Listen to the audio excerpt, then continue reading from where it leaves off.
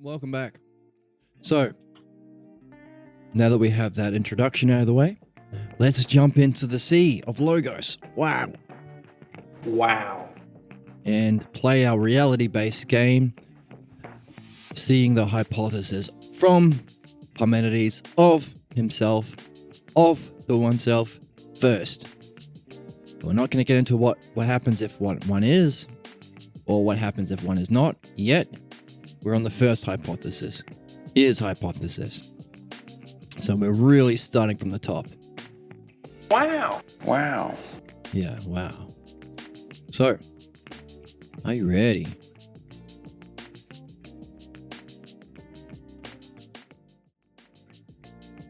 Here we go. Okay, this is the end of the introduction. We need the new scroll. Fortunately, it has survived for 2,000 years. Wow. We have a scroll that has survived in our universe for 2,000 years that we can look at. That has Parmenides' idea of the one self. Holy cow. Holy cow. Wow. Wow. Okay, let's bring it up. We're away. Oh, it's even called the first hypothesis. Helping us out a little bit. Thank you, Juan. Many thanks going out to Juan Balboa, the translator of this work. One of the reasons why this is a new uncovered scroll, a new discovery, a new way of thinking that we have to add to our culture, our lives, our world that can help us in this way is because the translations have suffered up until recently. Anyone who's familiar with history is familiar with the influence of church, governments, the way education was run in past centuries, right? And how difficult it was to translate it. First of all, be able to read the ancient Greek accurately. Second, translate it without, political or religious influences stopping you or telling you don't put this word in. But also the author's level of understanding. Juan has been a philosopher studying with Dr. Pierre Grimes, so he is himself a philosopher. Dr. Grimes is a Parmenides-like teacher, guide that has helped him along the way. They've worked back and forth for many, many years on this sort of thing, on this particular text and others like it. So we are very heavily indebted to Juan and his wife Maria and his family, the Balboas, as well as Dr. Grimes and his friends who have helped him and they used to read this every morning. They used to meet up early in the morning or every second morning, I think every morning for a while, and read the Parmenides as a group together. And they would be working back and forth with the translator to share what they were seeing. So our translation is a result of that. It's the offspring, it's the children of this kind of fantastic, highest, noblest work from some of the greatest minds that we have. And so we're very, very grateful, and thankfully we can benefit from it ourselves. And actually, I hope we could approach this in a similar way. I make this the start of my day. I've been streaming this for about 2 weeks, and I think it's an enjoyable way of starting the day. I had my coffee.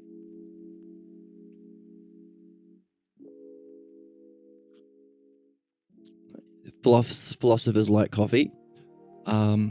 And it's a good way of starting the day. So maybe this can be part of your routine if you like that. Start the day with some reading, some reflection, some coffee, and maybe that'll affect the way that you approach your own day in your own world. The way that they did it. Kind of an ancient ritual or an ancient tradition, as ancient as the last 50 years. But yeah, that's what you'll get out of it, but that's what I get out of it. And yeah, thank you for Juan, Maria, and the Balboas, as well as Dr. Grimes and his friends. First hypothesis, let's get into it.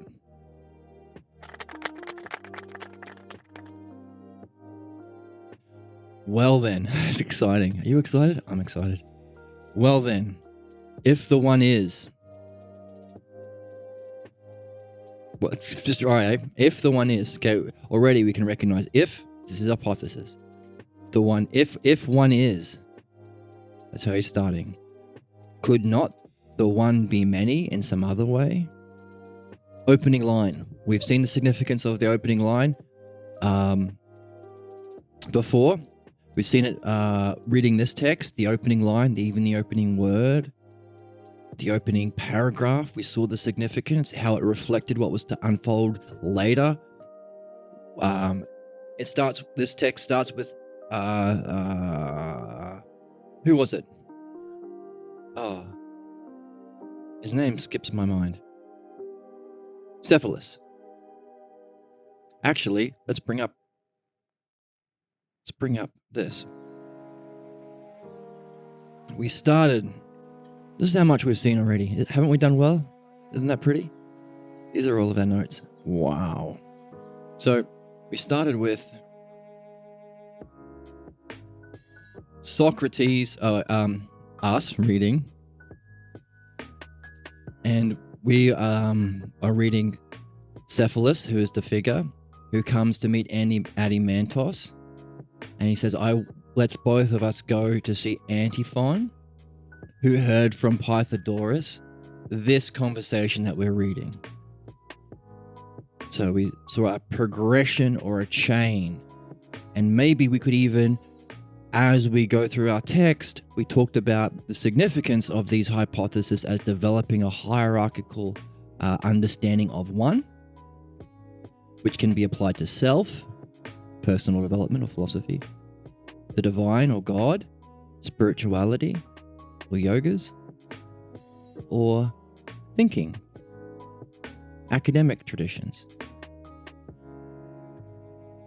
So maybe we could recognize Cephalus as one of them, Adimantos as one of them, Antiphon as one of them, Pythagoras as one of them, Socrates, Zeno, and Parmenides, all within the hierarchical structure of the logos. Maybe that's why they wrote this book in such a weird way, with all of these people in this like weird chain of conversations and events. Maybe. What a good question to put in our question sack. So where we started. And we saw that the opening introduction that happened here reflected what was to happen here later on in the introduction, at the end of the introduction, at the end of the opening. So, look how much we've seen. We're so wise now. Look at all this. You can tell we're wise because of all the colors and shapes.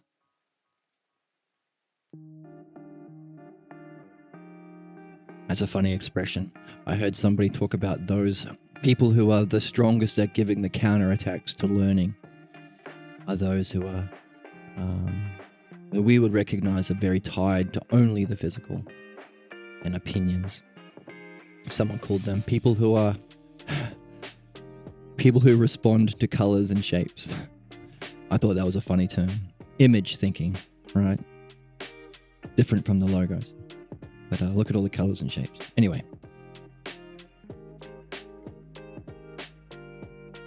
So now, the opening. Well then, if one is... Okay, we've already got questions.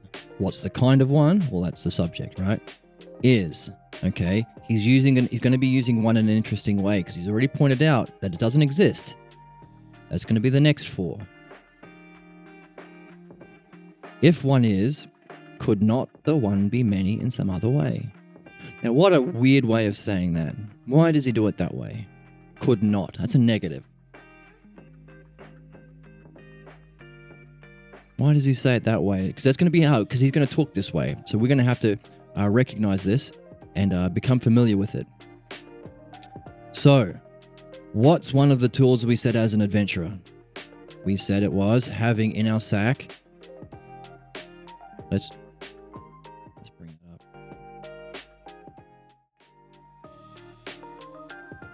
We are an adventurer. So we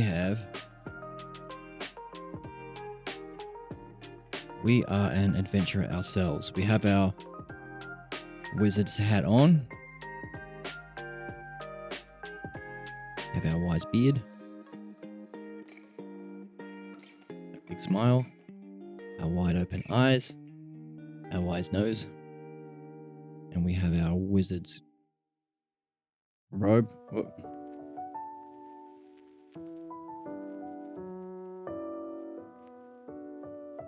Wizard sleeves.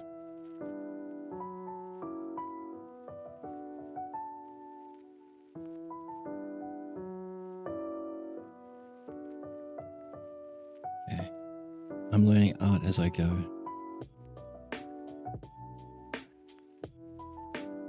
This is us. We're the adventurer.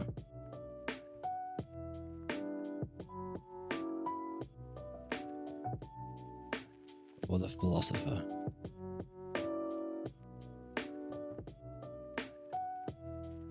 And what do we have with us? We have our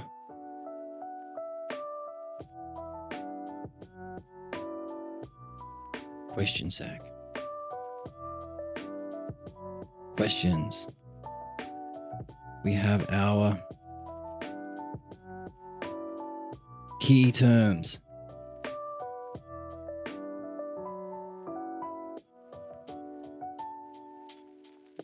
That we look for.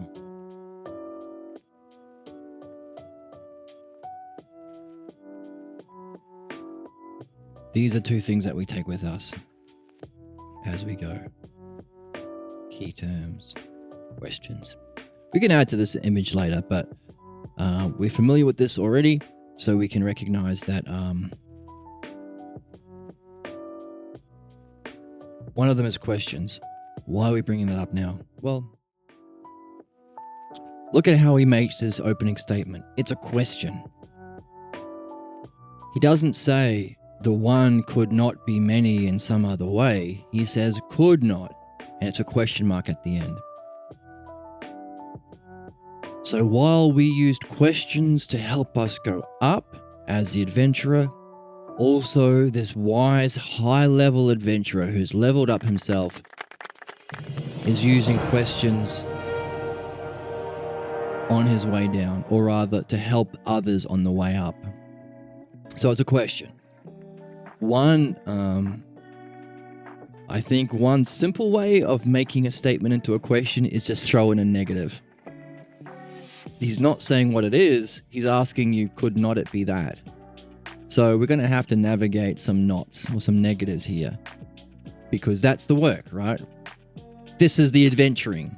We're swinging the sword by unpacking the words. It's not a physical sword, it's a thinking sword. It's the archetype for all other heroic stories or games. So yeah, this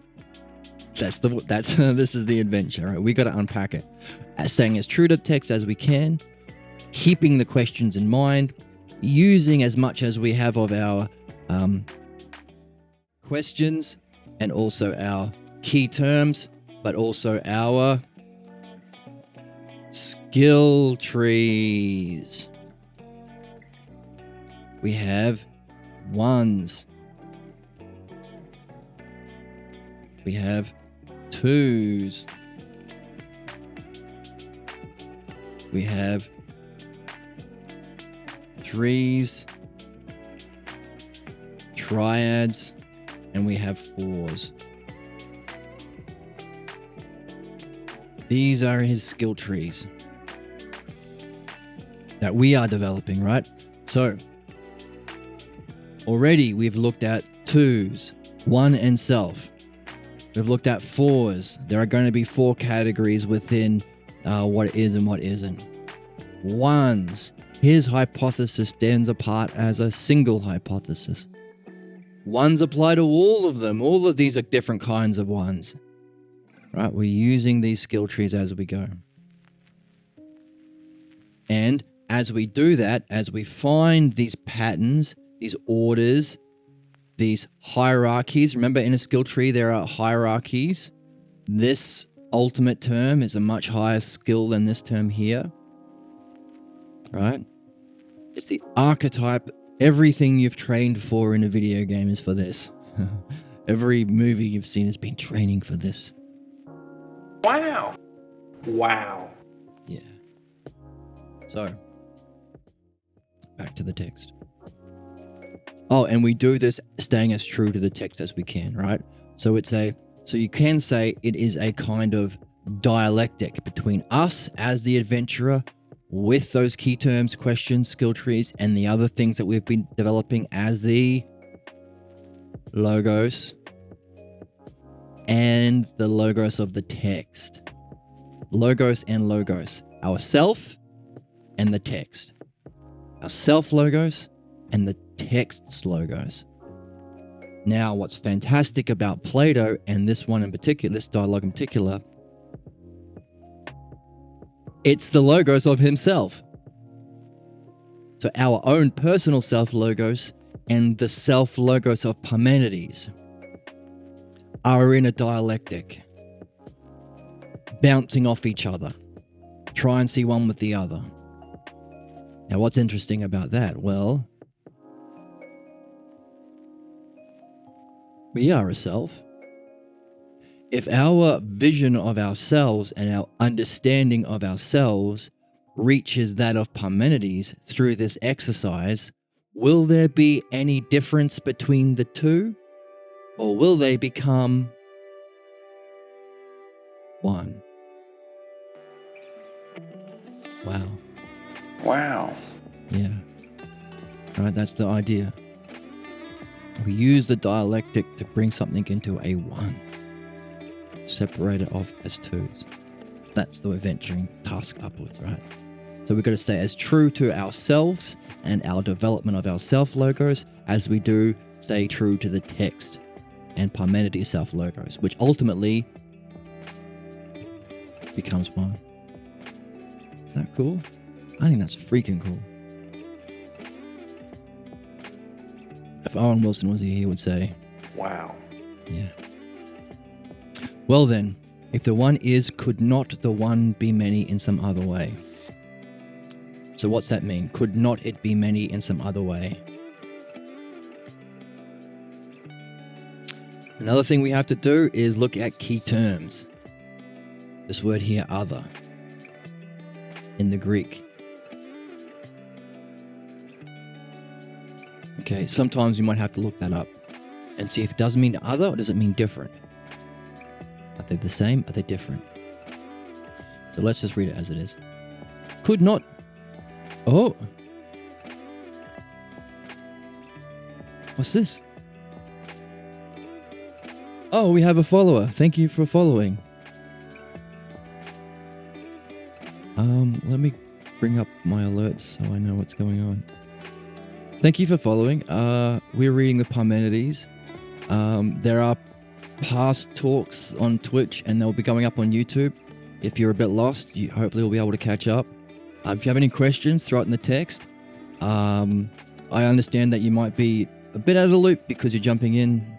I think this is like the 8th talk on the Parmenides so far, but it doesn't matter. Just throw where you're at. We'll go with wherever you're at, and I hope you enjoy. I hope you have fun. I hope you find this interesting. And I just have to bring up my Twitch activity so I know what's going on because there was a noise that happened. Oh, DCI Banks. Thank you, DCI Banks. Appreciate it. All right. If one is, which is his hypothesis, one that is, could not the one be many in other way? So we have to unpack that. It's a question, so we have to do the work. Aristotle says, how could it be many? They're saying, could it be many? Could it not be many in another way? How could it be many? So he's saying, how could it? Of course not. Accordingly then, so he asked a question, he's got a response from his interlocutor. This is what it means to help another adventurer along. You're not doing the work for him. Parmenides is not putting it into our brain. This isn't advice. This isn't opinions or beliefs. We are developing our own understanding while we exercise our mind, using our own logos. What's the image? Bring it up. This is us. We're developing key terms. We're developing questions. We're leveling up our skill trees in patterns, looking for ones, looking for duads, looking for triads, looking for quadrads or fours. using our own self logos. So let's put a name under this. So we are, the way in which we're leveling up is the logos.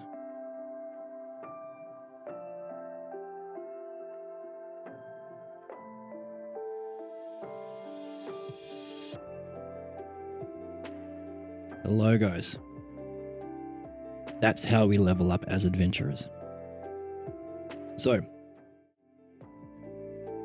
we are leveling up, as is Aristotle. So he's our surrogate, right? He's speaking for us.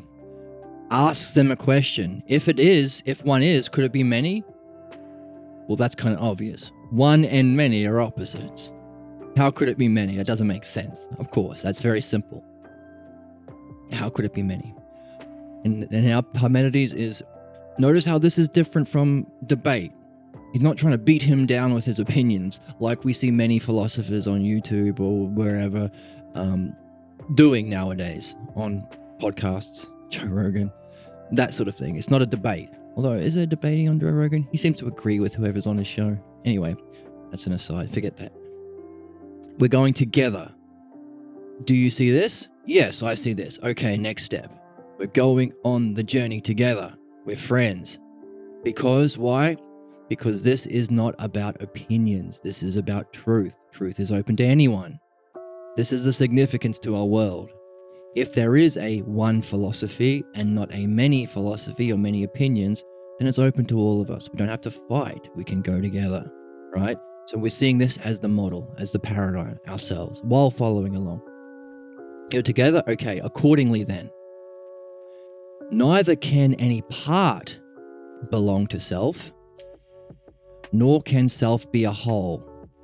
Already, again, introduction. Already in the introduction, we are being shown something that will follow all the way through.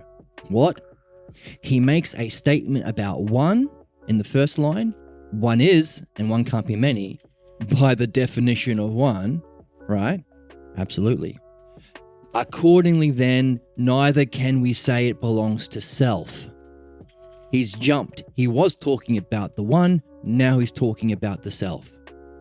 How can he do that? Shouldn't it make sense this way? So the one can't be many. Therefore, the one, neither can any part belong to one, nor can one be a whole. That would make sense logically. But there's something else happening in this dialectic. His two terms is one and self. He's using one as an adjective to define self. It's his dialectic on the self. So whatever he says about the one, he can equally apply to the self. So we want to know what the hell the self is, or what's his logos on the self. So he's going to help us through this dialectic by defining a kind of one carefully and then applying it to the self. He doesn't have to prove that the self is this. It's his hypothesis. It's taken for granted. That's his thing. What do I think the self is? The one self. So it can't be many, so therefore, neither can any part belong to self, nor can the self be a whole. That's his conclusion. Right? Simple. Aristotle, why not then? Thank you. Aristotle, thankfully, will ask questions to help us become more clear. He didn't get that, so what does he do? Now he has to explain it. It's not like, oh, you're too stupid to understand me. So no. He's literally talking to the youngest person of the group, younger than a 19-year-old Socrates. So he's bringing even him along. Thank goodness for us. Another reason why it's a great work of great text, because not only is it all-encompassing, even the youngest among us can follow. The youngest level 1 adventurers can level up. So how come? Why can't any part belong to the self if it's not many? Parmenides. Because the part is, in some way, a part of a whole. Okay, what's he done just there? Here, he has defined what he means by whole, and he's defined what he means by part. This whole thing, he's defining a kind of one in his first hypothesis that he thinks refers to the self. Oh, back my table. Now he's defining his terms for us. His first key terms, one and many. Keep in mind, we're looking for key terms. We're looking for key terms here. Let me get out my red pen. We're looking for key terms. And we're looking to place those key terms within our skill trees. So we've noticed one and many. Is that a duad? I think so. Is it a key term? Are one and many self-er terms, or terms that could have a high principled existence, a metaphorical existence? No, a metaphysical existence, a being? Sounds like it. One and many. I've never seen a one walking around with a nose and ears. So maybe it's one of those beings. So key self-er terms, and it's a duad. One and many. Let's actually take a note of that as we go.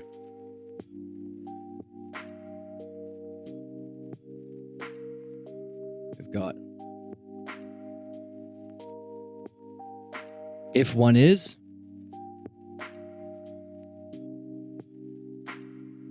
it cannot be many. Therefore, self cannot be part or whole.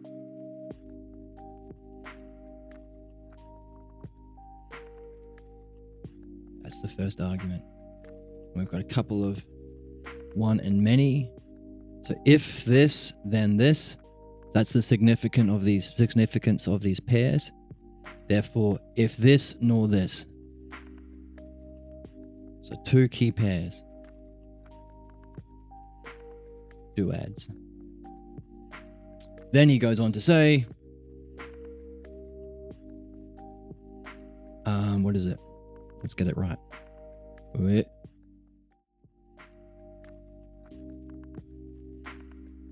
Because the part is in some way a part of a whole. Okay. So part is related to whole. So he's defining it by its relationship to its pair. A part is part. Oh, let's give it a different color. Let's go this one. Part is in relation to whole. They're connected. He's saying they're connected. Interesting, right? By their nature. So now. Oh, yes. Thank you. Wait. There we go. What then about the whole? Would not that from which no part is absent be whole? Entirely so. Now what's he doing? He's defining a whole. He's defining his terms. Thank goodness. And Aristotle's on board. He says entirely so. So, whole is defined in relation to its parts. A whole is that which has no part absent. And a whole is that which has no part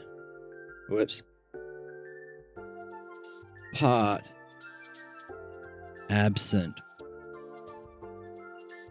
Notice, I should be writing it on the screen.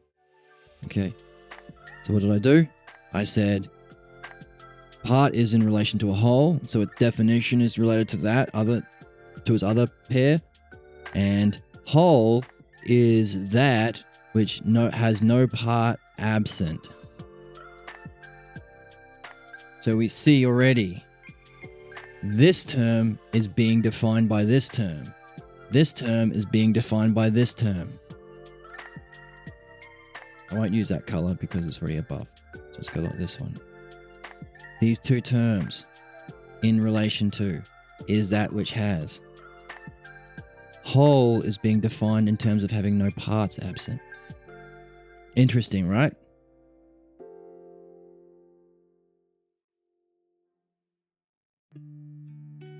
Accordingly then, from both these consequences, the one would be composed of parts if it were a whole, and by possessing parts. Conclusion. Given these definitions of what the heck a whole and part is, this absurd conclusion would follow. Conclusion. So now he's related the one to his definition. It would have parts necessarily. Accordingly then, in both ways, the one would be many and not one.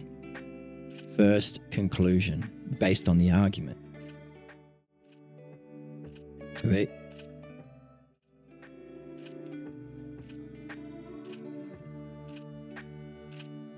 Therefore,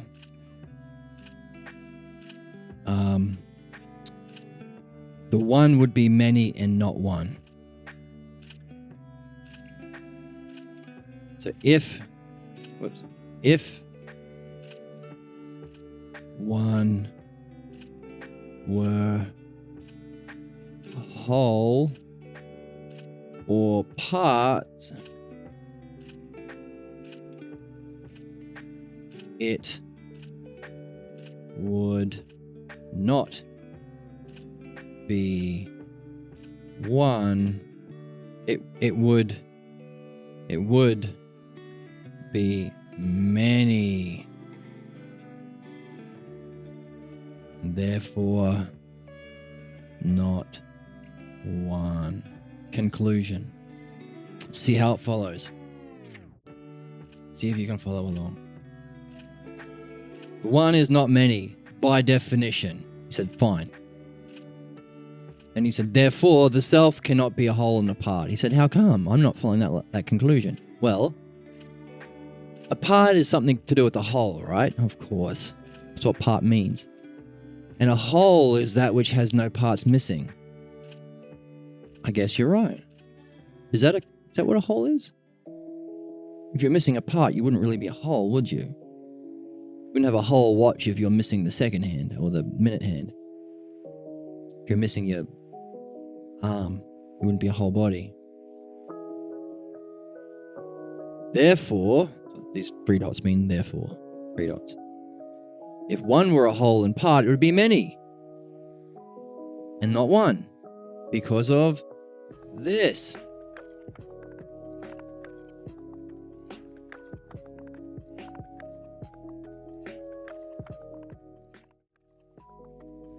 But it must indeed be many. It must indeed not be many, but the one self. He's repeating the purpose. This is the hypothesis, the one self. Therefore, it will neither be a whole nor possessing parts if one is to be one.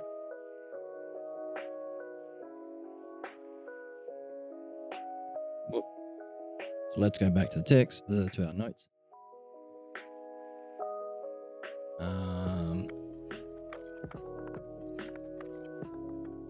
But we are after what is it? But it must be not be many, it must be but the one self.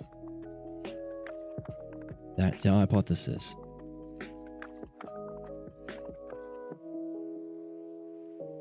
Therefore,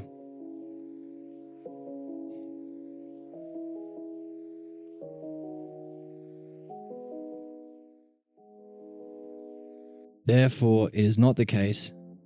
Is it not the case, a question, that it can have no part? Wait.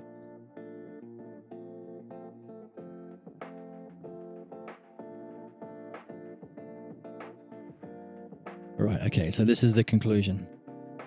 But what we have shown by the one will be many and not one if it's a whole or it has parts. Now, what do? We apply it to the self. We have defined the kind of one we're after, and we're applying it to the self. It must not be many, but one self. That's the game. Define a one, apply it to the self. Hence, it will neither be whole nor parts if the one is to be one.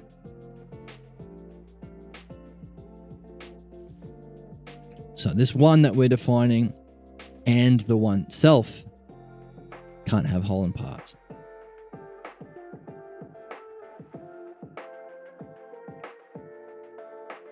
Therefore, not whole nor parts.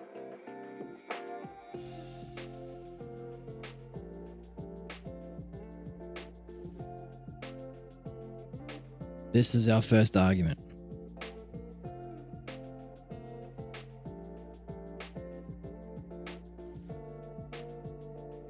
Okay.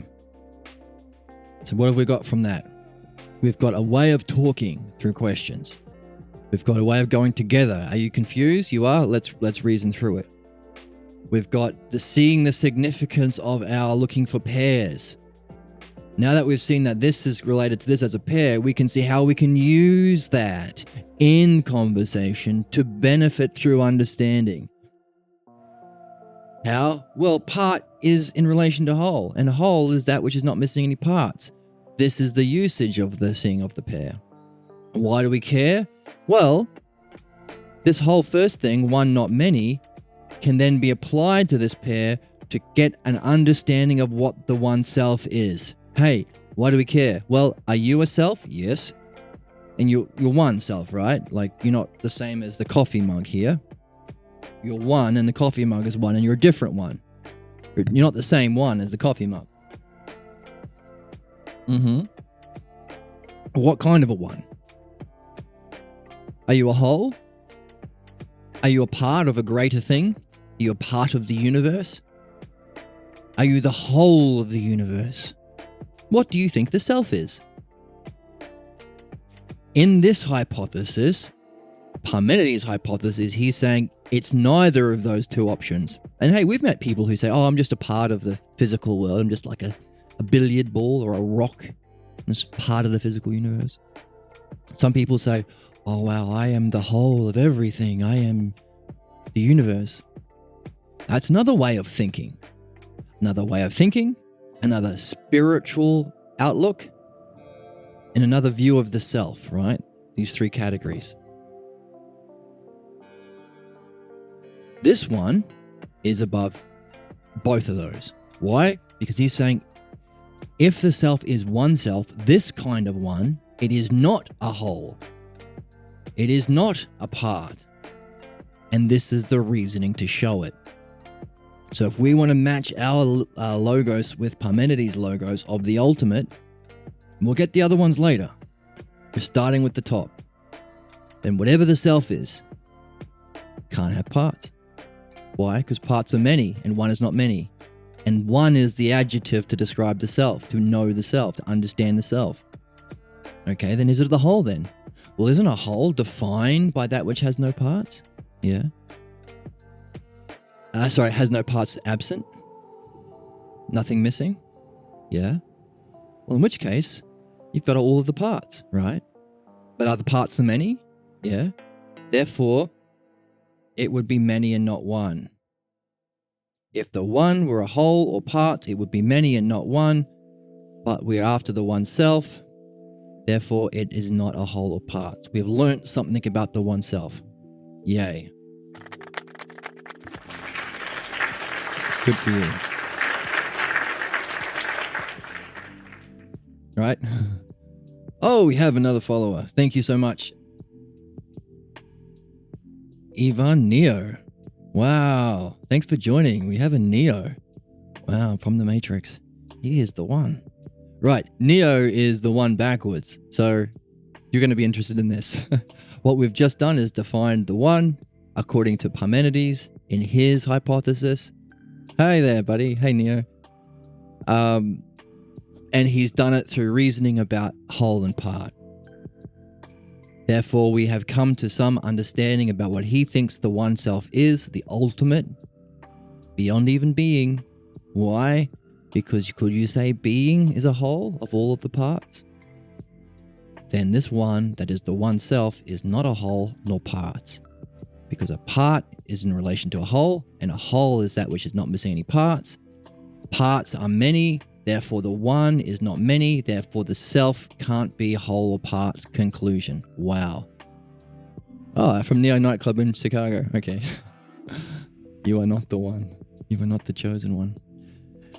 Why didn't I take the blue pill? Exactly. Good question, Banks. If you lose a hand, are you still whole? What do you think? Missing something, right? Here's the question. If you lose your hand, are you still the self? You might not have the whole body, but are you still the self? According to Parmenides' reason here. Parmenides is the teacher of Socrates. Socrates asked this question. He said, I'm going to reason through my hypothesis of the self with the youngest person here. That's why it's Aristotle talking to Parmenides and not Socrates. So what do you think? If you lose your hand based on this conclusion and you're no longer a whole body, have you lost part of yourself?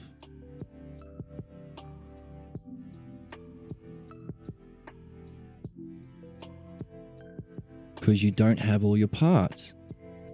Does the one self, Parmenides' self, have parts?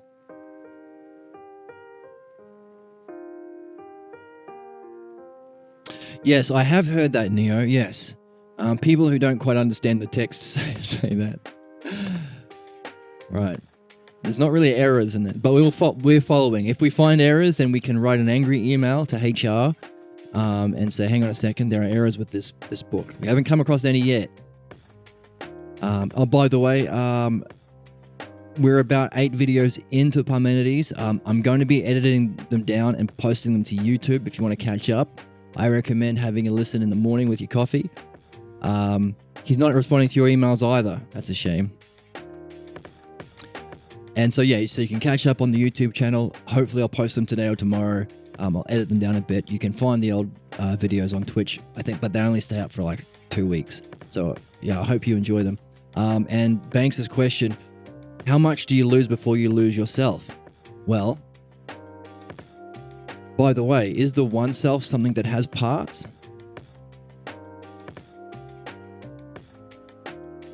Well, if it has parts, then it would be many. If it's many, it's not one, but we're after the one self. Because one is different from many. It's the opposite.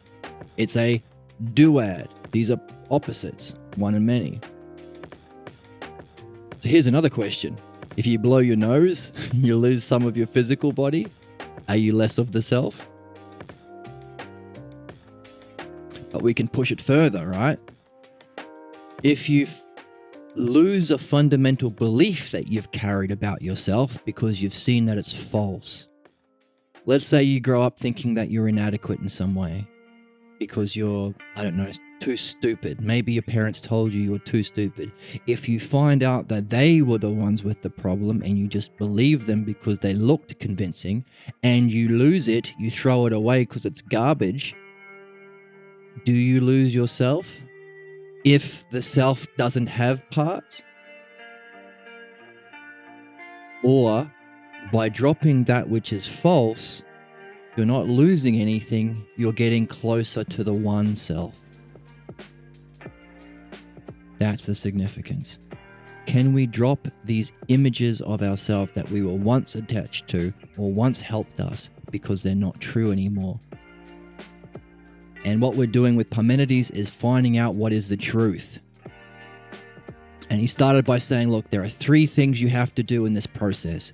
Use the logos, which is this guy here. Whoops.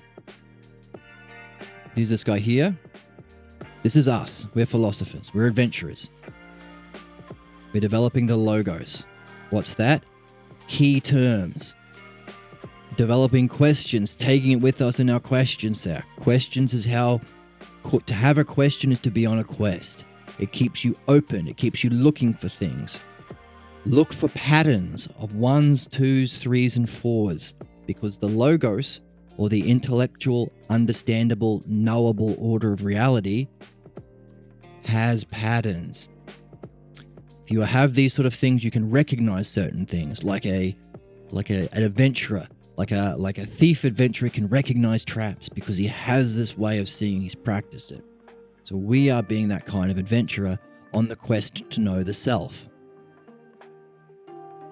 to know truth. But he said there are 3 things we have to do. We have to use this logos we're developing, the archetype for what it means to be an adventurer, to define each one of the ideas of being. Now, being has an eternal, non-physical existence. That's what being means. Like beauty itself, not an example of beauty in the physical world, but beauty itself that exists outside. Outside of the physical, the word is metaphysical, but it's knowable. Beholding being is the spiritual or the mystical experience, but it's something that we can directly know ourselves.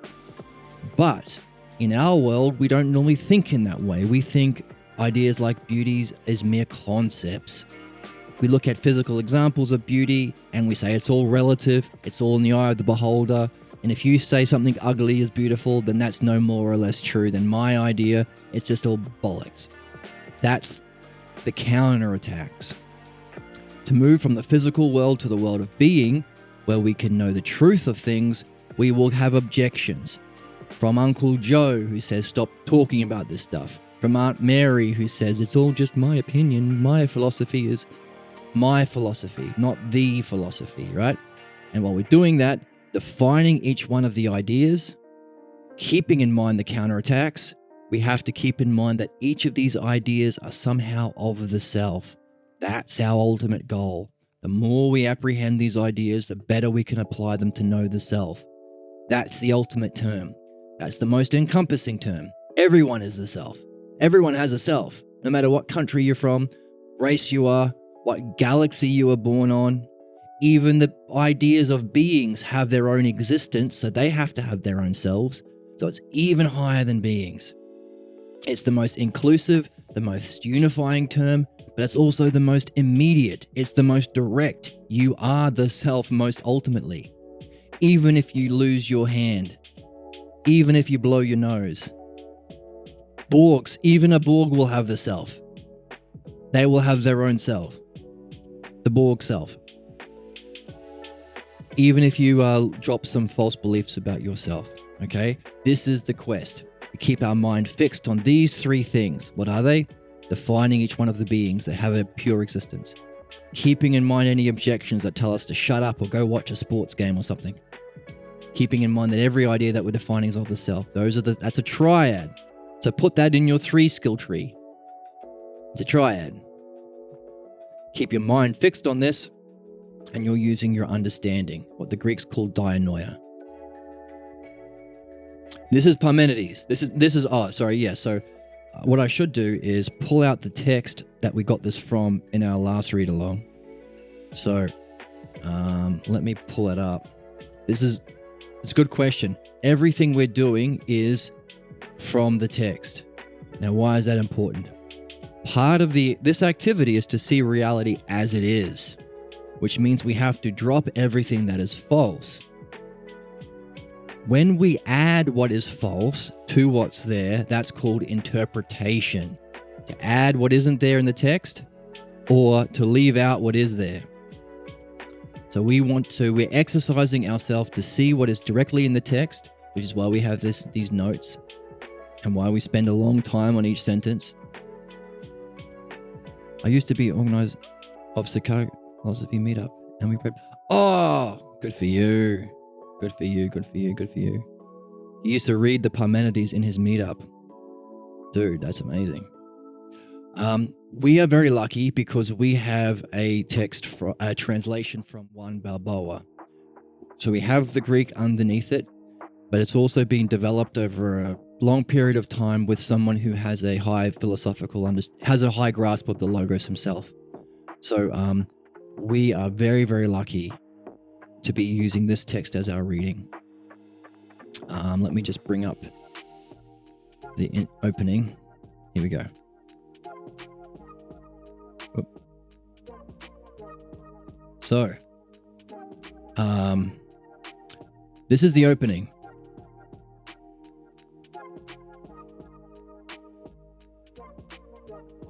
So we've got to find those three parts. Here we go. So let's read this part here. So this is Socrates introduces his question. Hey, I've got this question.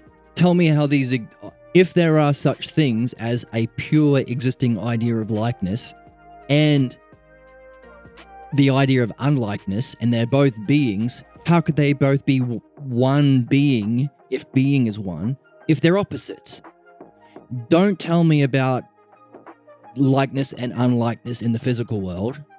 I'm like you because I'm a philosopher. I'm unlike you because I'm a different age. That's not interesting. Or I have many parts because I've got two hands and I'm one person, so I'm many in one, the two opposite ideas. Not the physical world. Tell me about the ideas in pure being. And he's stuck. He reaches, he's influenced by the everyday world idea that we even have, that there are no beings, there are just concepts that you derive from your physical senses. Oh, if these two apples are like each other, there must be some idea of likeness, but that's just an artifact of language, really, right? How we think, materialist or empiricist, physical kind of thinking. Because these are the problems you're suffering from. So he has these problems, and Parmenides helps him to see it. And he goes on. Nevertheless, O Socrates, these and many other consequences besides these must be so in relation to the ideas, not concepts, beings, if the ideal self of the real beings exist. That's the whole point. If there are these real beings and they are each of selves, in the Greek, self has the honorific. So Achilles had the greatest shield in the land. So in the Iliad, he had the self shield, right? The self of something is the ideal, the ultimate, the excellence of it. So if these ideal selves exist in the real beings, and if someone wants to determine that each one of them is a certain idea, eidos, existing being, self, each idea self, so that one who hears these words is puzzled and questions whether these selves do exist. Is there such a realm as being? Or if they do exist, that they exist in the highest degree, pure being in the way we're describing. So it appears abundantly necessary. This is the greatest puzzle. It appears abundantly necessary that selves must be unknown by human nature. You can't know them. Get back to work. Get back to your sports or whatever you're doing, because you can't know these things. Whoever speaks in this way may appear to be saying something important, just as we said just now, may be thought of as being an extraordinary statement. And they are unable to be persuaded. The people who tell us this in our world seem very freaking convinced of their ignorance. They appear to be saying something really wise. Let me tell you, you can't know the beings. That's just for God to know. Ha ha ha ha. This is the greatest puzzle a human can face according to Parmenides that we're reading in the text. Really big deal. Now, and yet, this is for us, the budding heroic adventurers, the true heroes, the paradigm of what heroes are. It falls to the ability of an individual of a very good natural disposition, us, to be able to learn that there is a certain class or genus of each idea. The ones we've mentioned so far in the text: beauty itself, justice itself, likeness itself, one and many itself, and that of self-ousia. Ousia is a Greek word that is the essence of pure mind that can turn about and know itself. Right? That's also called the eye of the soul. That sense, that's not a physical sense, but a sense in our mind that can turn about and know itself. So it's like circular, but it spirals upwards because it's through self-reflection constantly that we can develop. And that's what we're doing here. We're reflecting on this text over and over with questions, looking for integrity, applying our higher understanding. And as our understanding increases, we apply it again to the text. What did we learn? Hey, I learned all this from my philosophy meetup group. But then I had this conversation with Jed today, and I saw something more. Let me apply that to it as well. We're leveling up like this, like this. That's ousia, right? So pure ousia has the ability to apprehend those ideas. So he's saying it's up to us of good natural disposition to be able to learn that there is a certain genus or class or kind of each idea, and that of self-ousia, according to self, so that on the other hand, they will deserve even greater admiration, who having made this discovery, awoken their own ousia of the self, known the self of the ideas, shall be able to teach yet another person. To do what? How to thoroughly well distinguish all of these particulars in a sufficient way. So not only are we adventurous to our goal, he's saying you're going to get even more admiration if you can help other budding adventurers on this, the noblest of all quests. Socrates says, you speak, I agree with you entirely, O Parmenides, because you speak according to my intellect. Intellect is in capitals because it's nous. Nous is that part of our intelligence that can know. Know is to apprehend through ousia those things that are eternal, the ideas or the beings. Now, this is the method that we're applying when we get into his dialectic. Socrates is going to ask him to give me an example, and he's going to do his. That's the first hypothesis, is the first of his 9 hypotheses, which is a full dialectic on the self. But he says, okay, how do I do that?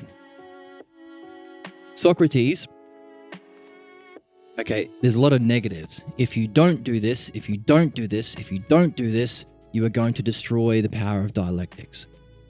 So let's read the don'ts and let's translate it into the do's. Nevertheless, in turn, O Socrates, if anyone indeed does not permit the ideals of real beings to be in that high way, by not keeping their mind fixed upon all of these recent objections and others like them,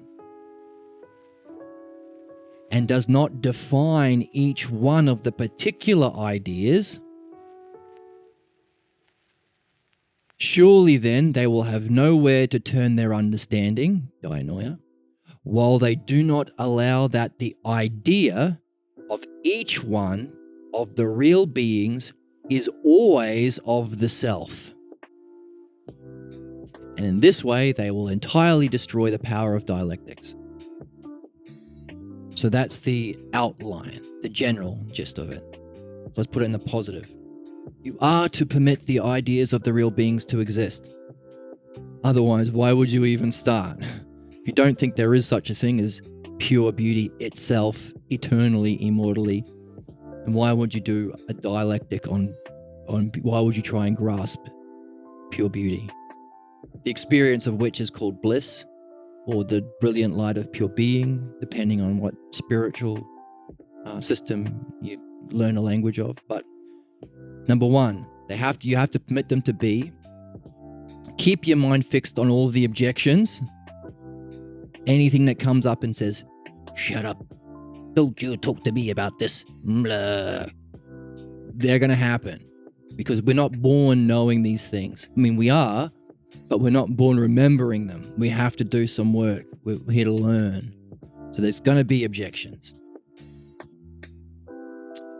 Define each one of the ideas. That is using your understanding, dianoia.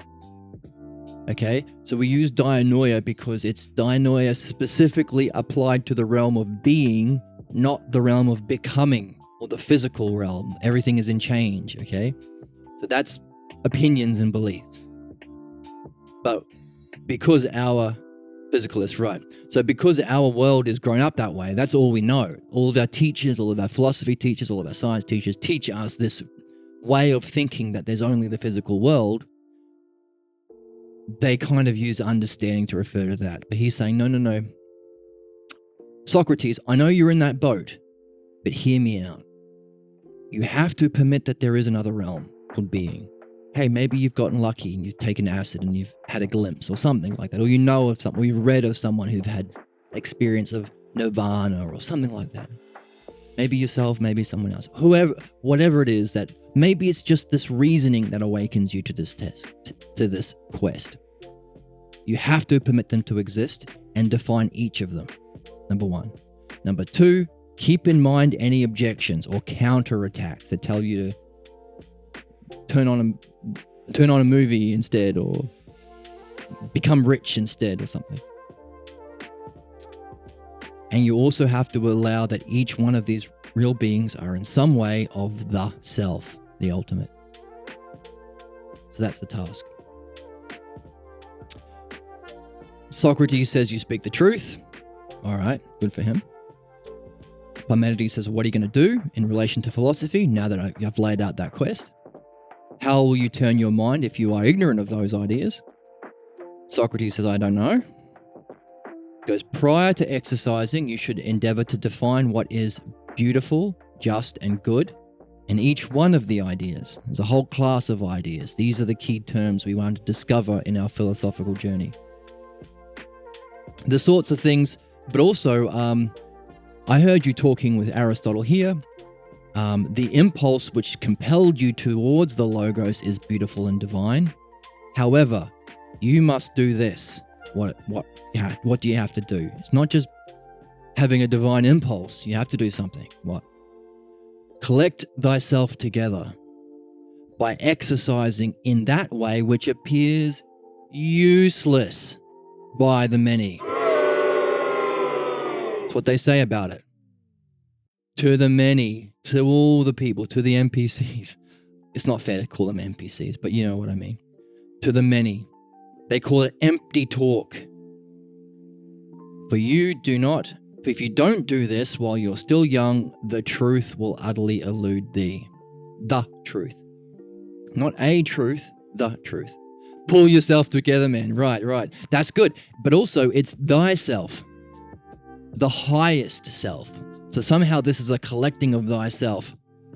And the oracle at Delphi said that the Greeks had lived by know thyself. Not know your ego, not know your opinion about yourself. Know thyself. Pull thyself together, man. Well, okay, how do I do that? Because I want the truth. And this is the way you heard my student Zeno practicing. I was quite pleased with what you said to him, because you would not allow him to look upon the wandering that exists among the objects of sight. Physical world, right? It's not a physical world thing. But according to those which one can can grasp, so there's some sort of grasping, especially by the Logos. That's why we developed the Logos. Oh, you don't buy it? Well, okay, why not? Are you keeping in mind the objections? Oh, maybe it's because you've missed the opening dialogue. Because there's a whole conversation with Socrates. I think he equivocates. What does that mean, equivocates? There's a whole conversation where Socrates wants to know about the ideas, and he leads them through a dialectic where he shows, okay, you're falling down because you don't think that the beings have an eternal existence. You think they're just concepts. Like beauty is just a thought. But if they're thoughts, are they of something? So you have to exercise yourself so you can grasp through the Logos these ideas. That's what we're after. That's the philosophical quest. Then he outlines the strategy for doing that. There are 4 exercises. We unpacked that last time.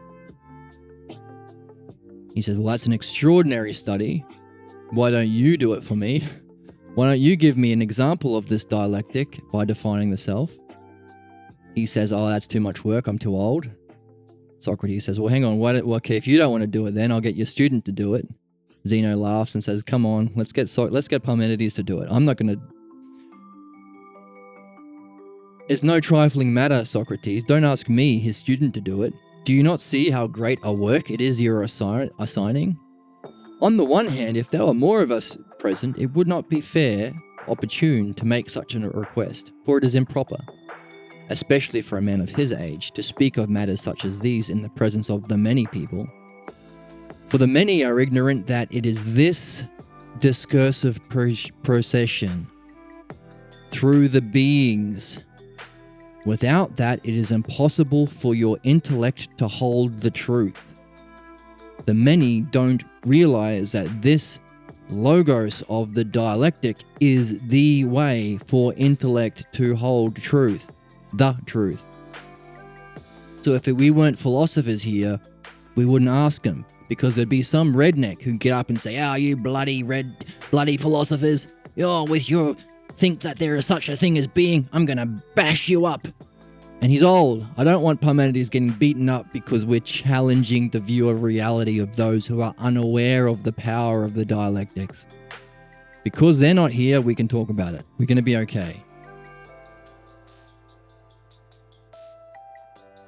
One single whole, he combines them with such legerdemain to make his claims seem paradoxal and deep. Oh, well, we haven't seen that yet. I mean, hopefully they're deep. But, because one and single and whole are three different ideas. That maybe that's one reason could be a lot of the translations in the past are not precise enough.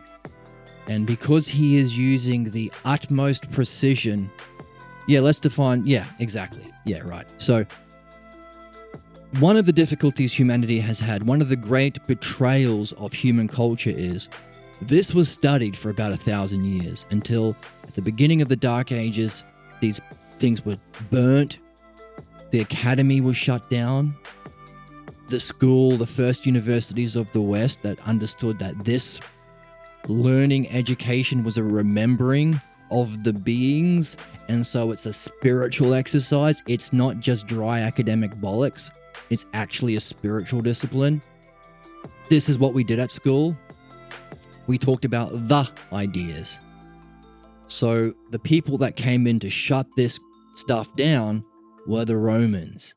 And the Latin language didn't have a word for the. They couldn't look at the being of beauty, only a beautiful thing. So it dropped it down to the opposite of philosophy.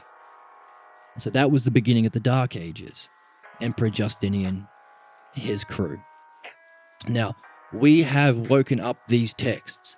Thankfully, we have a translation which can look at the problems that happened when people in that Latin tradition tried to translate Parmenides. Why? Because he was using language in the most precise way possible. Those terms you mentioned that are confused by bad translators are exactly the terms that he is distinguishing from each other. In fact, the very first argument that we have in the first hypothesis uses the difference between whole and one to make a point about the one self. So we're going to have a look at that right now. So, we can't blame anyone to have not discovered Parmenides, really, because we haven't had this translation. Right, let's go to the slide. Right, so let's finish this introduction. Your intellect can hold the truth if we have this way of thinking and reasoning, but Parmenides, I ask in conjunction with Socrates that you yourself take up the logos, so I may thoroughly hear what I heard some time ago. Why has it been so long, I wonder? Zeno and Pythagoras and the others asked Parmenides as well. They all were cheering, please. Parmenides says, I will. I'm involuntarily compelled to return. Juan Balboa translated it. It's a new translation in conjunction with philosophers who themselves were working very hard on this as well. So we've got the Greek underneath. So whenever we have a passage that hangs on a key word, we can also look at the Greek ourselves. So we're very, very fortunate. We're going to swim through a great sea of logos because Zeno has asked us. And this is the end of the introduction. Okay. Seeing as we are playing a reality game, the noblest game, philosophy, the idea of homo ludinus, man the player, and philosophy, the noblest game, a reality-based game, I must, 1, begin from myself. We have the word alto there. We can see it because of the translation. Self capitalized. It's the ultimate term, right? So he is speaking from himself, the highest part of himself. And he's going to be giving the hypothesis of myself. So that's number 1, first part of the introduction. Number 2, by hypothesizing about the one self, that's his dialectic. The 2 terms in the dialectic, one and self. He's going to use the idea of one to define what he thinks the self is. Number 3, I'm going to also outline whether one is. One of the categories we look at in the dialectic, if the idea exists, what follows? What can you say about it? How does it affect things? How do they affect each other? And how do they relate back to the cause? If beauty exists, that's the dialectic. It's a hypothesis. We create a what-if universe. What if the one exists? What kind of selves could we have? Or whether one is not.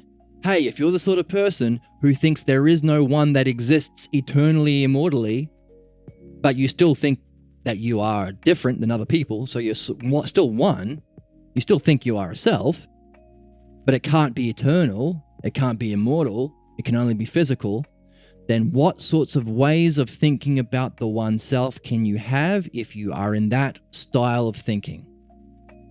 And what must the results be? And then he says, okay, who are you going to pick? Pick the youngest, and let's get into it. So we've summarized this a little bit today.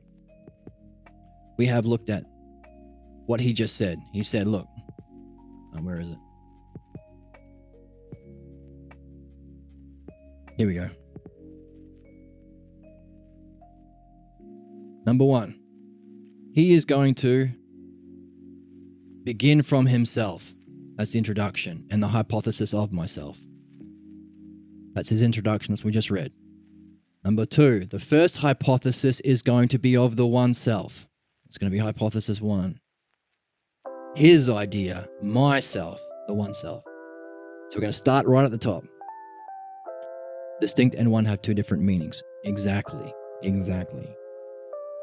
We are distinguishing something from another thing, but if we do distinguish it, we are pointing to it being, oh, thanks for the follow. No grow. So when we distinguish one from another thing, we are saying that's one thing different from the background. Hey, I'm pointing at that tree. You can't point to the whole forest if you're pointing to one tree. So you couldn't say everything you see is some kind of a one. Even when you see 2 pens, you are seeing one group of 2 and giving it the one name 2. But even the parts are themselves each one. In fact, you have to ignore the differences between the pens to call it 2. You can't have one part bigger than the other part and say it's 2 pens. It'd be like 2.5 pens or something. So you just ignore the differences of the parts to see ones. And you give it a one name. It's 1, 2. Everything you see is some kind of a one. So I'm different from my coffee mug. I'm 1 and my coffee mug is 1. Exactly. Well, that's interesting. You either need an abstraction for a pen, or maybe there is an idea that's a principle. Ah, yes, that's where Socrates comes in. He thinks of ideas as just abstractions.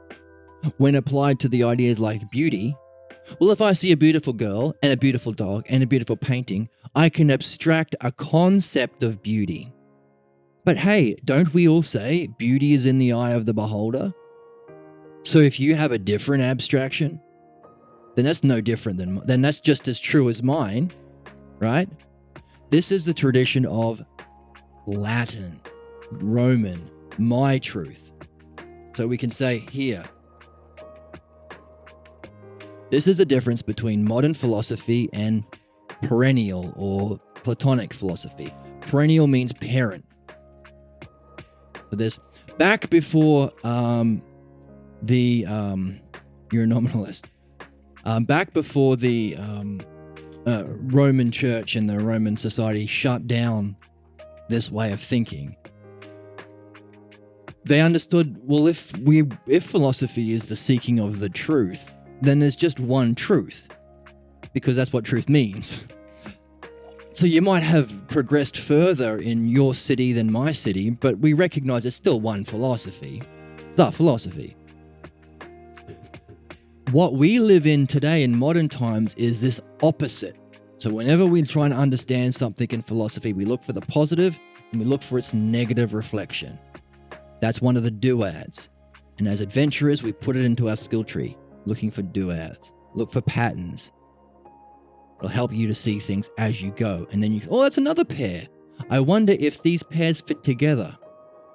And we have a bunch of pairs already. For example, true philosophy versus modern philosophy. Opinions versus truth. Oh, here's a pair that we saw, one and many. In modern philosophy, we've learned that there are many different opinions and many philosophies. Your truth, my philosophy, his philosophy, Kant's philosophy, Hegel's philosophy. And we don't learn how to distinguish which are bollocks and which are true. Or if we can order them hierarchically towards the absolute. We don't do that. We lose that. So it's a many tradition. It's not a one tradition. The modern philosophers are in the tradition of materialism. All we know is through our physical senses. Whereas perennial philosophy deals with metaphysics. These things that we're talking about, abstractions over here, are not abstractions. They have their own being. Beauty has a kind of being in a higher realm that we can access. That's the spiritual. That's what yoga is. Right? There are different traditions that use different methods, but in philosophy, we use reason and understanding, or the logos, as our spiritual method, which for many reasons is kind of better. We'll get into why it's better than, just sitting on a mat or counting your breath. Same qualities. There's still focused attention, sustained concentration, reflection on yourself, not being separation from your physical senses. Only in philosophy, you understand why you're separating from your physical senses. The questions you're focused on are your own, that you've developed through this. So you don't have to be convinced to count your breath or to focus on this picture of dear leader or repeat this koan, what is the sound of one hand clapping? That's a question that can open your mind to apprehending the realm of being, but it's kind of not yours. It's less interesting, right? It's more artificial. So you could say that philosophy, the path to the realm of being through reason, through understanding, through the logos, is the most natural spiritual quest. And one of the thinks he has the correct philosophy. No, Plato and well, yes. If every philosopher thinks, well, I guess not everyone does. I guess there are some that believe that there is no truth. So even my statement that there's no truth is itself not true. So no one is right. That's one way of thinking. Nihilism, you could say. Nothing is true. You could put that on a list. You could say, oh, by the way, let's make a list. You could say, oh, by the way, nothing exists. It's one way of thinking. Someone could come along and say, well, actually, no, that's not true. There is evidence that there's a physical world. So only the physical world exists. That's it. We're dust in the wind. We're billiard balls in space. Someone could come along and say, well, Hanky, that can't be true either because we're having this conversation, right? Which means even though we're two bits of dust, there is something between us that allows for a connection. So there's at least language, which doesn't have a physical existence. But so there's something great in the physical world, but it's just concepts or abstractions. Right? So we could rank these.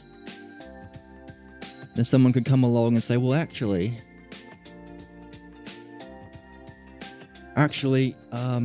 there are opposing forces in reality, like hungry and full, or good and bad, or good and evil, and maybe there's some sort of war between opposites.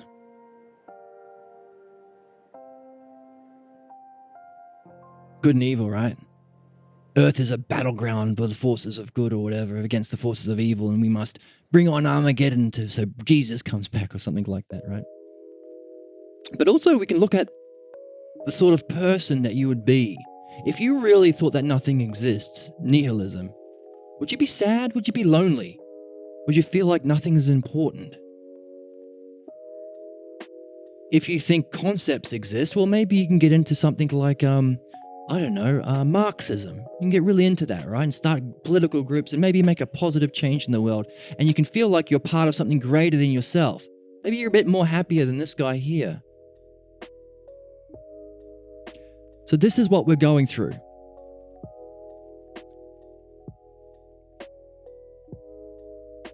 You could also have another list of ways of thinking.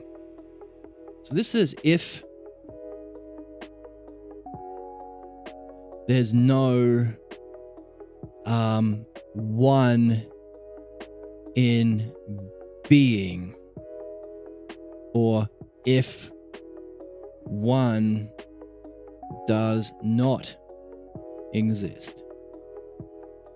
If this is the fundamental premise, these are the kinds of ways of thinking, the kinds of feeling states, the kinds of ways you can function in the world, and you can put them into a list. Equally so, you can have over here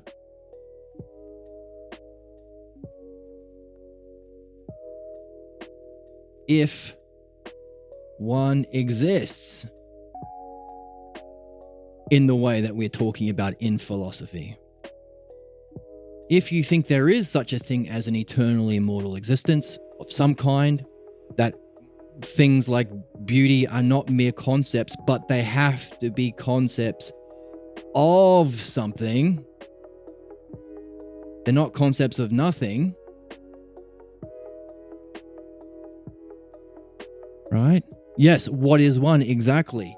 If the question what is one is the essence of this, because you could say, well, okay, there is no such thing as one. One is bollocks. It's a lie.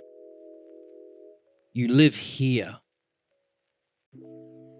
You live as a nihilist because you don't have an idea of one that exists, because nothing exists.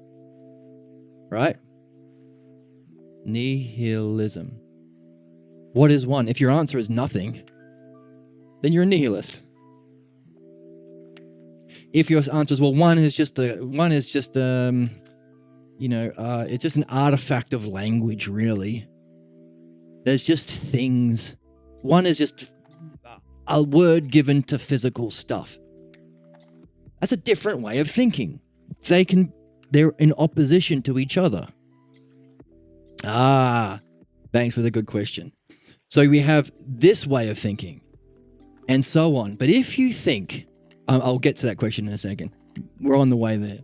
If you think there is a kind of one that has an eternal existence, then you're in a different list. You have a different lists of ways of thinking that you can have and apply to the self, because you're a one, So don't you want to know what you are? You could apply it to spirituality or God or the divine. Because when you point about God, you're singling him out as one thing, God, different from the other thing, the world. So what kind of one is God? Is God the whole of eternity? Is the God the whole of everything? Is it a part within a pantheon of gods? What kind of one is God? Depending on your idea of one, will be your limit to how you can answer that question. If you think there is a one that exists, but it has nothing to do with you, why would God, all-knowing, care about how you live your life? Or whether you pray on Sunday? Or if you're just or unjust? That is a way of thinking. It's called strict dualism. D-U-A-L-I-S-M. Disconnection between you and the divine. There may be a view where you can unite in meditation or in the Logos or in a spiritual experience. It's a different one. These two are fundamentally at odds with each other. Now, what are we doing in philosophy? Well, we recognize this. We're not blind to the fact that everyone has different ideas. And along with their different ideas, different states of mind, different ways of thinking, different ways of behaving. So what we're going to do is say, oh, by the way, let's rank them. From nihilism at the bottom to the next one, to the next one, to the next one, in a H-E-I-R-A-C-H, hierarchical order, which we recognize as part of the things we do as a philosopher. What do? We're developing the Logos, picking out key terms, developing questions that we can carry with us. To have a question is to be on a quest. What can you do with your question? You can focus on it. Concentration. Let's write that down. Focusing on a question is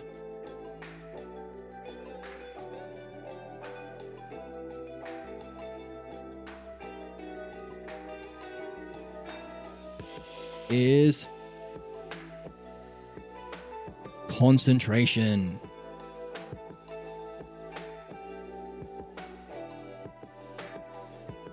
Sustained concentration. Your question is so significant because you've been reading the Parmenides, because you've been coming to these meeting groups, because you've been talking to your friends about this. You've seen how important it is. It affects your state of mind. It affects your consciousness. It affects your growth. Sustained concentration leads to meditation.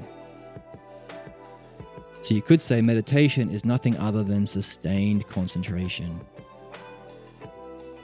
But we have a triad on our hands. Why? If you have sustained meditation, you can enter a state where you can join with the object of your focus. Contemplation. Wow. That's described as the barrel of your question exploding into a million parts where no part of it remains. Contemplation is a union with the object of contemplation, with object of focus. So that's why we have questions. Now, we want to make sure that our questions are something which we can unify with. Otherwise, we're focusing on, I don't know, who's going to win in the playoffs. You can't really unify that. It doesn't have a being.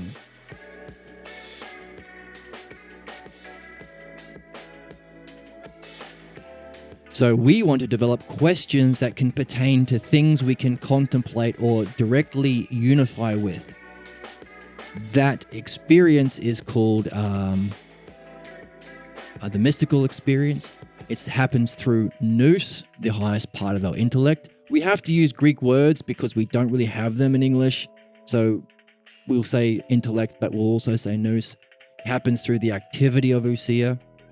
So this is our question. This is why we have a question. Your question is, what is the one? Well, so we have questions, but we also look for order. Hi, Heirachica, Jesus, CAL, order. Bring that with you in a sack. Oops. That's not what it is.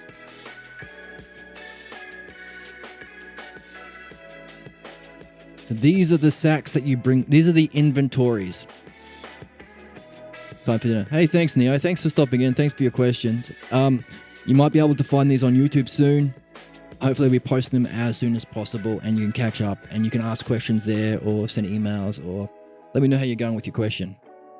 Thanks, buddy. So, as an adventurer, of course, we're not actually slaying goblins or slime monsters, and we're not using a sword and shield. We're doing this. We're developing questions. Why? It's a quest to know our higher parts of our own consciousness and the reality that we find ourselves in. It's the archetype or the paradigm for the actual video games or movies that we see where there are heroic characters or adventurers. One of those things is hierarchical orders. Why am I talking about that now? Well, we've recognized that we have different ways of viewing everything. We want to rank them in a hierarchical order. And what's interesting is we can apply this order. So here is a triad again. Lesser, greater, whole. This is one of the fundamental triads. You might recognize that if you're interested in the Fibonacci sequence or the golden ratio. The golden ratio phi is this relationship of lesser is to greater as greater is to whole. The whole. That's a talk for another day. But if we recognize that there are ideas of one, if you think one exists eternally, ideas of one if you think one is not, and there is this ultimate one of Parmenides that sits atop as beyond even existence, then what we can do is, if we apply that one to ways of thinking, like nihilism is a way of thinking where you don't think there is a one. Relativism, it's all relative to perspectives, is a way of thinking. If you think one doesn't exist, so it's in this category, but has a kind of relative existence. Materialism, if you think one exists as a physical thing only, as a part. Maybe you think there is a higher one called a whole, because I have a whole of the universe, or I have a whole of a watch. Applying this category to thinking will give you, if the dialectic is a complete list of all possible ways of viewing one, and you can apply one's to way of thinking, then you can have a hierarchical, understandable order of all possible ways of thinking. But you can say, hang on a second, I'm not really interested in academic bollocks, I'm interested in spirituality. That's what got me into philosophy. By the way, is the divine one? Is God one? What kind of one? You can apply that same list. Yeah, exactly. So what we're doing is outlining the stakes of answering that question, Banks. You're going to decide what level, but here's the thing. If you go through the Parmenides with us, you will be able to recognize a hierarchical list of ones. You'll be able to recognize, you know what I like the best? This one here. The seventh one. But then you'll be able to, if you understand your own tradition in a full way, something might happen for you. It might give you the opportunity to level up. If you see, oh, I completely understand my way of thinking, what's true about it, what's false about it, and what's a mixture. But I also see that there's something in my way of thinking that makes it logically necessary for there to be another higher level, another kind of one. This is what makes philosophy and Parmenides' book a process. It's an adventure. You're leveling up as an adventurer. This one. Through understanding your own way of thinking completely and understanding what is necessary above it, what's necessary, what happens if you fall, because hey, we're humans. Sometimes we get sad. Sometimes we change our way of thinking during the day. So we're not just no one's ever strictly in one. There's a group that we sort of move in and out of, but we can recognize that within ourselves to help ourselves grow. But also, maybe someone on your street starts a new cult and you're up here, this way of thinking about one, and he creates a cult based on this one. Before he even does anything, you might be able to look at what he's doing and say, hang on a second, here is your way of understanding. And it might do something for him if you can lay it out fully. Holy crap, someone can completely understand my way of thinking. Holy crap, I've never heard that before. But also, these are the states of mind you can reach. These are the limits to your thinking. This is how far you can develop as a person. Or, by the way, if you have this idea of one and you think God is some kind of one, you can have a complete list of all of the spiritual traditions or the yogas, which is a method spiritual. If you apply it to the self, you have all of the personal development traditions. So we have thinking, spirituality, personal development or philosophy, lesser, greater, and whole. Possible ways of thinking that have to be themselves kinds of ones that will fit within a hierarchy. The physical world, thinking, the lesser. World of being, spirituality, the greater. The world of the self, philosophical, ultimate, whole. This is a kind of triad that represents the levels of reality, follows the archetypal structure of lesser, greater, whole, reflects cognitive functions. It's all-encompassing. That's why Parmenides is worth reading and why it's called the greatest text never read. An all-encompassing hierarchical structure of understanding that applies to states of mind, ways of thinking, and personal self-development, levels of the self. You can recognize your own self in one of them. You can help yourself develop. You can help others if you wish to. But it's the complete spiritual, intellectual method of the Greeks that we had in our golden age for 1,000 years until the counterattack came. The counterattack that said, shut up and follow me. Oppression, authority. You can't know these things. Get out of it. That was the Roman tradition where they burnt the libraries down and they killed the philosophers and they shut down the academy. But we can take it back. It's time for us to take it back. Wow. Yeah. Maybe, do you have a choice already, or do you need to go through the Parmenides and level up yourself? Because you know, good question. But we don't have the originals of Parmenides. We have, of course, other people. Well, we have this original. We have some poems from Parmenides, but this is a conversation between Parmenides and Socrates. There are some people who say, oh no, that's just Plato talking through these people. But I think there is evidence to show that Parmenides is functioning in a way that Plato was himself not able to reach, so reached a higher level. And also he's able to account an understanding of the first hypothesis in a way that's beyond Plato's personal thinking. It's a big topic. I mean, it's a contentious one. But I like to think that this conversation actually happened. I think there's evidence to show it actually happened. But as for me, personally, I have to go through this. I recognize that a lot of times I fall into ways of thinking about, where are they? About myself. Ways of thinking about myself. Ways of thinking about God. ways of thinking about understanding that fall into low ones. And I feel crappy. I feel incapable. I feel down on myself. I think myself is one of those really shitty ones, disconnected from the divine. And my thinking just goes around in terrible circles. I get into those states sometimes. I recognize there are certain other states I've been into where I see myself more obviously, like I recognize myself at a higher level. And I think, why the hell did I think that other way I did yesterday? What the hell kind of crap was I on?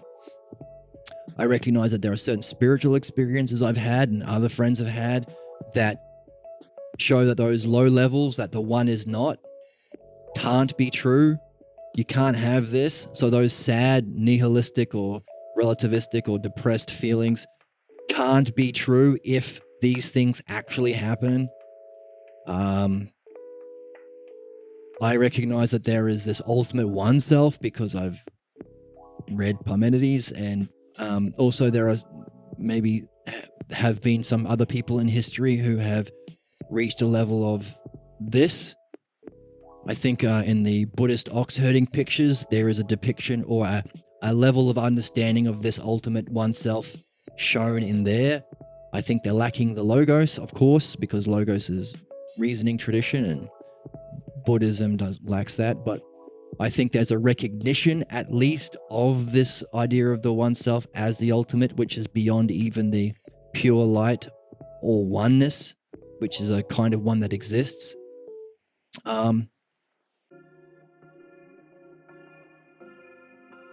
Oh, right. So if there are different ways of thinking, then there would be ones that are more true and less true. Agreed? Like if you play football, like if you watch the NBA and you say, oh, the Orlando Magic is going to win it this year. Well, they're not even in the playoffs. That's a way of thinking, but it's a bullshit way of thinking. So I can rank it quite low. I can maybe reflect with you on your way of thinking and why you think that way. So it's not a blame game. Humans are all adventurers on one level or not. We're not the enemy we're slaying. It's the people who convince us of those false beliefs that we want to slay or understand the cause of. But you could have a way of thinking that the Lakers are going to win it all this year. Might be a higher one. Now, of course, we don't know these things. We're talking about reality. So we want to take all of the possible ways of looking at reality and say, is there a way of categorizing them? What's common among them? Well, they all use, if they're all one way of thinking, or it's all one idea of God, or it's all one self that you're pointing to that you're distinguishing apart from your coffee mug, what's common? One. One is such a fantastic fundamental idea that applies even to the realm of being. It's the most, or one of the most encompassing ideas. Therefore, if you do a dialectic and completely understand one, you can apply it to anything. So all of the ways of thinking are all one way of thinking. Nihilism is one way of thinking. I need to blow up the world because it's terrible is one way of thinking. But what kind of one is it, that way of thinking? Or Buddhism is one way of thinking about the divine. Taoism is one system of thought. Kashmirism is one way of thinking. Christianity is one way of thinking about the divine. But which? Because they're all fundamentally different from each other. Now here's a question. If we go through the Parmenides and we can recognize in one of these hypotheses, holy crap, I've studied Buddhism. What he's describing is exactly their way of thinking. And then we go into the next one and think, holy crap, I've done some work in Taoism. I can recognize that as well. But it's a different hypothesis, a different fundamental idea of one. Now we're developing our dianoia, kind of understanding applied to this metaphysical hierarchy. And why do we care about that? Well, it's through that development of the logos that we can awaken our mind to directly apprehend each of those levels. And ultimately, if we stay on this quest, the ultimate, provided we go through this great sea of logos and make these distinctions. It's not going to be easy. It's going to be the most difficult thing you can do, but also the most beneficial. That's why we have to also keep in mind the counterattacks. Everything that comes up and says, shut up or do something else, or you suck, or this person sucks, or screw this guy, he sounds like a this or a that. They killed Socrates, keep in mind. But also keep in mind that all of these things are for the ultimate purpose of knowing the self. Belief does translate into action. That's the thing. That's why we care about people's beliefs. Say, oh, why shouldn't we let everyone have their belief? Well, didn't we let Nazis have their belief? Did they act on their belief? If you believe that you have every right to fly the plane because you sit in first class and you're a rich person, and you act on it, what would happen? Well, people vote on their beliefs. People live in the world based on their beliefs. There is the question of, well, we can't change other people. Only those of special interest in the logos, of a special kind of disposition or quality, are even going to be open to this conversation.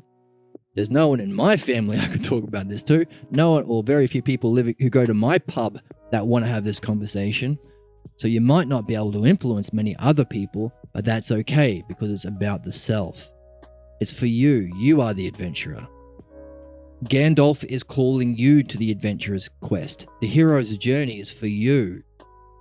And the question is, if there's anything worth doing, and you're going to die because we're all in the world of becoming, physically we're in the world of becoming, is there a kind of learning, a kind of heroic quest and development that we can take beyond even this lifetime?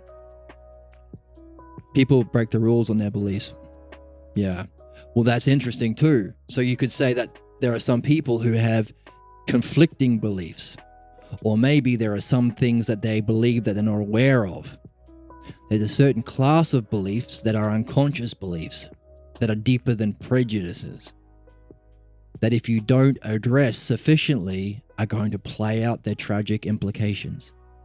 Famously, like how many, the stories of pastors or preachers who are the most fervent in their beliefs, but then there's a great scandal where they act, So there's an internal conflict. So that's what we're doing. By going through this process, we are addressing the internal conflict within our own selves. So every time we fall, we understand why. So this is the stakes. To bring a unity to bring a one out of the many aspects of your own soul, so that you can function in the highest way. And if it does pertain to that which is in being, or even beyond being, Wow. then it could be a learning that you can take with you beyond this incarnation. And to be thinking in that way is to be rational. Where are we going? What should we be doing while we're here? And where do we come from? Are the rational questions you'd ask if you entered any area, any sports field, any incarnation, any video game. These are the ones we've collectively agreed not to ask, but the ones we must. If we do, we are this guy, the true heroic philosopher, the true heroic adventurer. But again, maybe it takes a rare sort of a person.